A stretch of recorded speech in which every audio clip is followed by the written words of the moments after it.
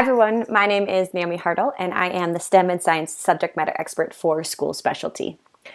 This week I've been chatting with many of my educator friends who are finding themselves having to work from home now, and they're struggling to kind of get it all figured out. So I wanted to jump on here for about 5 minutes or so and just share some quick tips that I have about how to work from home since I've been doing it now for the past 5 years.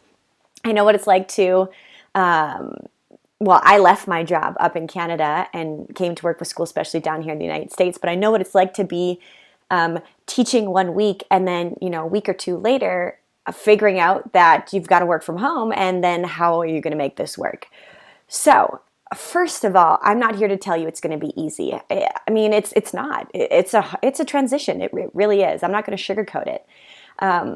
Especially when you go from being around coworkers and people all day to being home either by yourself or with your family or with your pet, and trying to navigate all those new distractions like your dishes or noise or laundry. But it is doable. I am going to tell you it's doable. It just takes some patience and giving yourself some grace. So, tip number 1, find the natural light in your house. When you work from home, you don't get to go outside very often, and it can be tough. So I suggest wherever that natural light is, try and be around it as much as possible. For me, it's very beneficial for my mental health and my well-being to be close to the natural light. In my office here, I have 2 big windows. So that's very important to me. Sometimes I work downstairs in the living room or in the kitchen, depending on where the least amount of noise is, but I'm always sitting by a window. Tip number 2, kind of going with that too, you also want to find a dedicated workspace that's away from those distractions if possible. If I'm working at the kitchen table, I see those dirty dishes, I'm a bit of a clean freak, it irks me if I don't get those done. So I try and take myself out of that space if possible. So, it could be a bedroom, it could be an office space, your basement, your garage. I mean, you work with what you have. Honestly, it could even be a closet, especially if I'm on calls or trying to do a video or a webinar. Being in the closet is kind of the best place to be because it's soundproof because of all the clothes in it. Tip number 3, visual cues to avoid interruptions. This one's key if you work with roommates or you have roommates, whether they're your children or your spouse or partner or just roommates.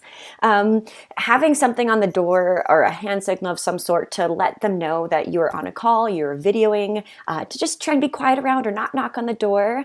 If you know something's going to be delivered to your house, put a little sticky note on the door to ask for no knocks or any doorbell rings. Those are key and important things to do.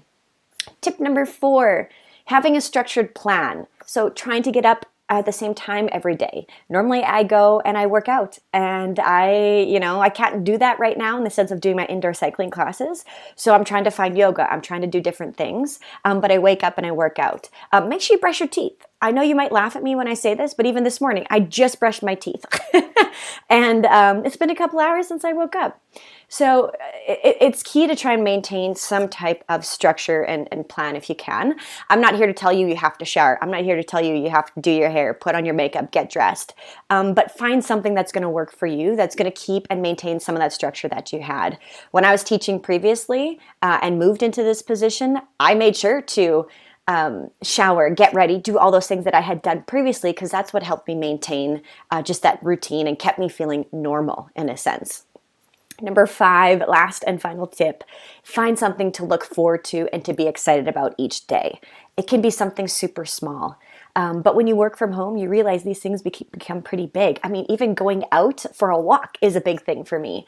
Getting to leave the house, finding an exciting recipe that I can do with my family in the evening, finding that one show I want to watch on TV, plan. We can't be, socially too close to people right now. So what can you do? Well, we have technology, FaceTime, Google Hangout, Zoom, Skype. You have so many different free platforms that you can use to FaceTime your friends and your family. So definitely do those things and schedule that. So find something to look forward to, because that really, really is important when you work from home. So there they are, my 5 tips to work from home: finding the natural light, dedicated workspace, visual cues, structured plan, and finding something to look forward to. Throughout this process, just give yourself some grace. This is all new to you. It's all changing. You might be juggling a family, your partner, animals, work, rationing toilet paper. Who knows? We're all juggling something different, but just know you're not going to get it figured out today, and that's okay. You might not have it figured out tomorrow, and you might not have it figured out next week. Just give yourself some grace through this process. Mistakes are going to happen. We will all move on. It's going to be okay. And just, try and have some fun with it. So I'd love to hear any tips that you have or that family and friends have shared or something that you've tried that started to work for you so far. Please share them in the comment section. I'd love to hear from you. Hopefully we can chat soon. Thanks.